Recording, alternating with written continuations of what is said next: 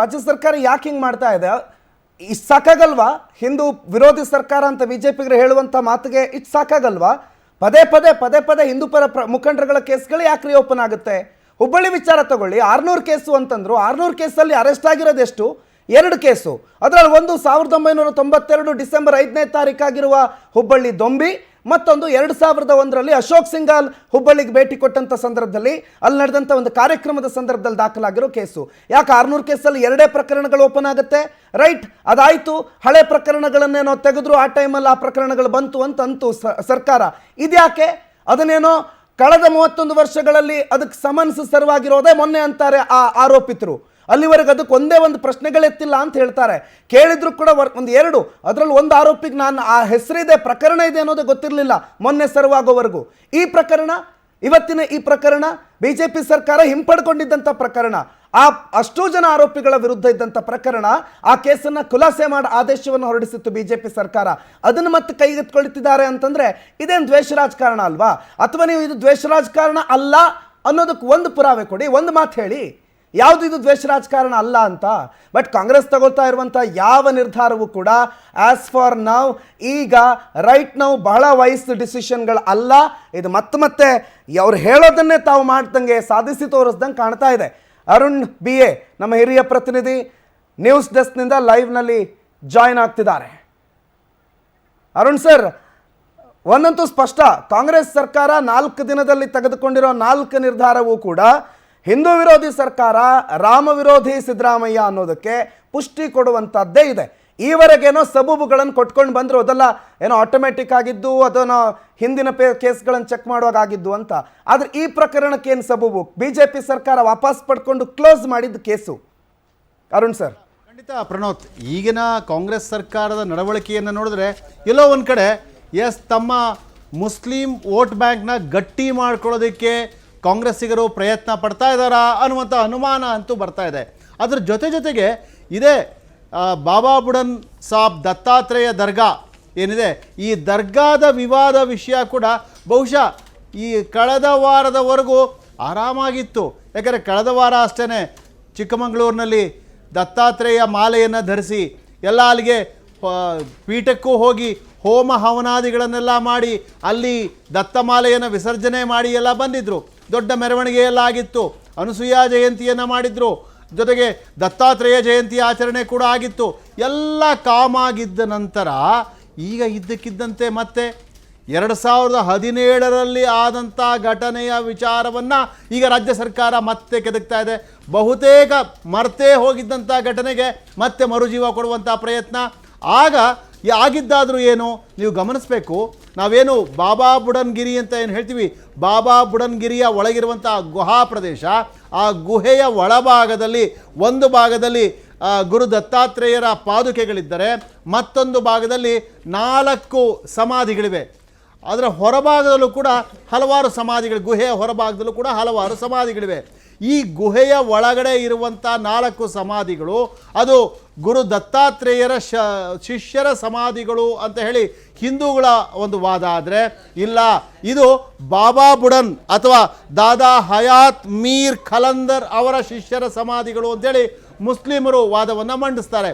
ಆದರೆ ಹಿಂದೂಗಳು ಹೇಳುವಂಥದ್ದೇನು, ಬಾಬಾ ಬುಡನ್ ಸಾಬ್ ವಾಸ ಮಾಡ್ತಿದ್ದಂಥ ಪ್ರದೇಶ, ಈಗಿರುವಂಥ ಒಂದು ಗುಹಾ ಏನಿದೆ ಆ ಗುಹೆ ಅಲ್ಲವೇ ಅಲ್ಲ. ಅಲ್ಲಿಂದ ಸ್ವಲ್ಪ ದೂರದಲ್ಲಿರುವಂಥ ಮತ್ತೊಂದು ಬೆಟ್ಟದ ಮೇಲೆ ಬಾಬಾ ಬುಡನ್ ಸಾಬ್ ಅಥವಾ ದಾದಾ ಹಯಾತ್ ಮೀರ್ ಖಲಂದರ್ ಅವರು ವಾಸ ಮಾಡ್ತಾಯಿದ್ರು. ಆದರೆ ನಂತರದ ದಿನಗಳಲ್ಲಿ ಬಂದಂಥ ಮುಸ್ಲಿಮರು ಅದನ್ನು ತಮ್ಮ ವಶಕ್ಕೆ ತೆಗೆದುಕೊಂಡ್ರು ಅನ್ನುವಂಥ ಆರೋಪಗಳಿತ್ತು. ಹಾಗಾಗೇ ಆ ಒಂದು ಗುಹೆಯ ಹೊರಭಾಗದಲ್ಲೂ ಕೂಡ ಹಲವಾರು ಸಮಾಧಿಗಳಿವೆಯಲ್ಲ, ಆ ಸಮಾಧಿಗಳು ಇತ್ತೀಚಿನ ದಿನಗಳಲ್ಲಿ ನಿರ್ಮಾಣವಾದ ಸಮಾಧಿಗಳು, ಅದು ಮುಸ್ಲಿಮರಿಗೆ ಸೇರಿದ್ದು ಅಂಥೇಳಿ ಸಾಬೀತುಪಡಿಸೋದಕ್ಕೋಸ್ಕರ ಅಲ್ಲಿ ಸಮಾಧಿಗಳನ್ನು ನಿರ್ಮಾಣ ಮಾಡಲಾಗಿದೆ ಅನ್ನುವಂಥ ಆರೋಪ ಹಿಂದೂ ಧರ್ಮೀಯರದಾಗಿತ್ತು. ಹಾಗಾಗೇ 2017ರಲ್ಲಿ ಆ ಒಂದು ಬಾಬಾ ಬುಡನ್ಗಿರಿಗೆ ಹೋಗಿದ್ದಂತಹ ಹಿಂದೂ ಪರ ಸಂಘಟನೆಗಳು, ಅದರಲ್ಲೂ CT ರವಿ ಅವರ ನೇತೃತ್ವದಲ್ಲೇ ಆವಾಗ ಅಲ್ಲಿಗೆ ದಾಳಿ ಮಾಡ್ತಾರೆ.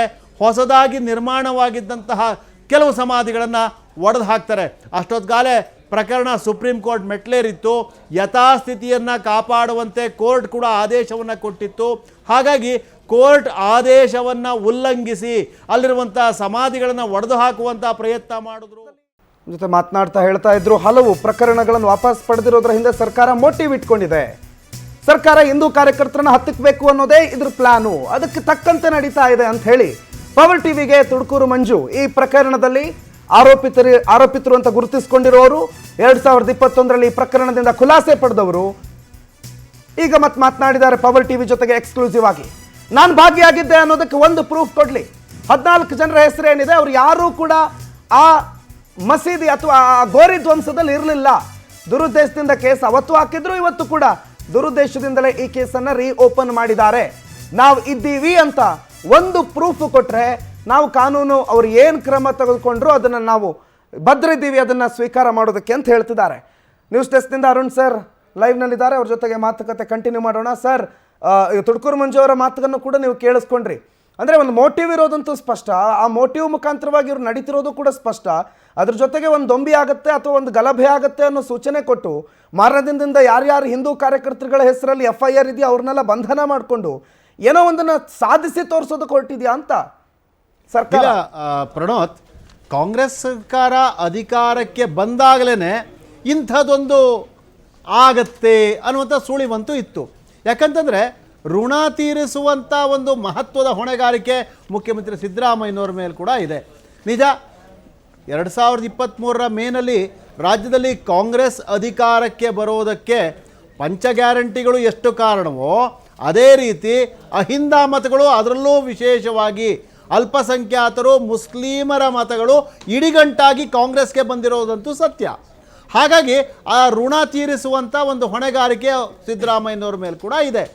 ಹಾಗಾಗಿ ಆ ಪ್ರಯತ್ನದ ಭಾಗವಾಗಿಯೇ ನಾವು ಈಗಲೂ ಅಲ್ಪಸಂಖ್ಯಾತರ ಪರವಾಗಿದ್ದೇವೆ ಅಂತ ತೋರಿಸ್ಕೊಳ್ಳುವಂಥದ್ದು ಕಾಂಗ್ರೆಸ್ಗೆ ಅನಿವಾರ್ಯ.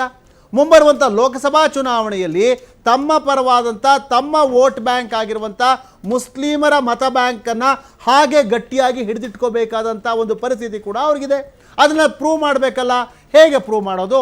ಅದಕ್ಕೆ 1 by 1 ತಗೊಳ್ತಾ ಇದ್ದಾರೆ.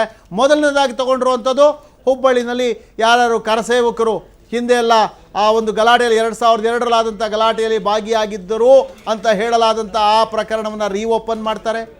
ಆಗ ಇದ್ದಂಥ 9 ಜನದಲ್ಲಿ 3 ಜನ ಸತ್ತೇ ಹೋಗಿದ್ದಾರೆ. 30 ವರ್ಷ ಆದಮೇಲೆ ಮತ್ತೆ ಆ ಪ್ರಕರಣಕ್ಕೆ ಜೀವ ಕೊಡ್ತಾರೆ. ಮತ್ತೊಂದು ಕಡೆ ಈಗ ಕರ್ನಾಟಕದ ಅಯೋಧ್ಯೆ ಅಂತಲೇ ಹೇಳುವಂಥ ಬಾಬಾ ಬುಡನ್ಗಿರಿ ಅಥವಾ ಚಂದ್ರದ್ರೋಣ ಪರ್ವತ, ಅದಕ್ಕಿರುವಂಥ ಹೆಸರು ಚಂದ್ರದ್ರೋಣ ಪರ್ವತ, ಅಲ್ಲಿರುವಂಥದ್ದು ಗುರು ದತ್ತಾತ್ರೇಯ ಪೀಠ ಅಂತ ಹೇಳಿ ಹಿಂದೂಗಳ ಭಾವನೆ. ಇಲ್ಲ, ಅದು ಬಾಬಾ ಬುಡನ್ಗಿರಿ, ಅಲ್ಲಿರುವಂಥದ್ದು ಬಾಬಾ ಬುಡನ್ ಸಾಬ್ ಅವರ ಒಂದು ಖಬರ್ಸ್ತಾನ್ ಅಥವಾ ಒಂದು ದರ್ಗಾ ಅನ್ನೋದು ಮುಸ್ಲಿಮರ ಭಾವನೆ. ನಂಬಿಕೆಗಳು ಏನೇ ಇರಲಿ, ಪ್ರಕರಣ ಈಗ ಕೋರ್ಟಲ್ಲಿದೆ. ಈಗ ಮತ್ತೆ ಆ ಕಡೆ ಅಯೋಧ್ಯೆಯ ಪ್ರಕರಣ ಆಯಿತು, ಈಗ ಬಾಬಾ ಬುಡನ್ಗಿರಿ ಪ್ರಕರಣ ಅಥವಾ ದತ್ತಾತ್ರೇಯ ಪೀಠದ ಪ್ರಕರಣವನ್ನು ಮತ್ತೆ ಮರುಜೀವ ಕೊಡುವಂಥ ಒಂದು ಪ್ರಯತ್ನ ಮಾಡಿರುವಂಥದ್ದು ಇಲ್ಲಿ ಸ್ಪಷ್ಟ. ಒಂದು ಮೆಸೇಜ್ ಪಾಸ್ ಮಾಡಬೇಕು. ನೋಡಿ, ಗಮನಿಸಿ, ಯಾವ ಯಾವ ಭಾಗಗಳಲ್ಲಿ BJPಯ ಪ್ರಾಬಲ್ಯ ಹೆಚ್ಚಾಗಿದೆಯೋ. Right Arun sir.